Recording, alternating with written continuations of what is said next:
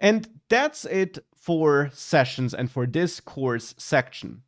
Sessions are a nice feature. We already used them implicitly with the admin dashboard, and indeed authentication, which is built into the admin dashboard, is one of the main use cases of sessions.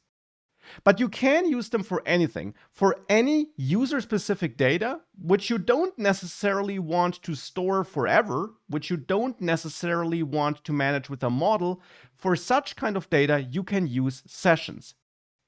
Just make sure to keep it simple. Store strings, booleans, numbers, simple data like this. Don't store objects in the session, because you saw that this is not possible like this.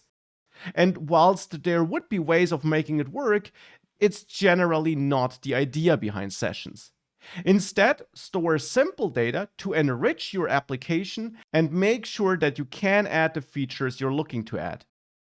You also learned how to read data from sessions, and that it's recommended to do this with the get method instead of directly accessing a key, because with the get method you will not run into errors if data hasn't been set before. And that's sessions. Now, just as with the other concepts covered over the last course sections, we are going to see them in action again in our blog application.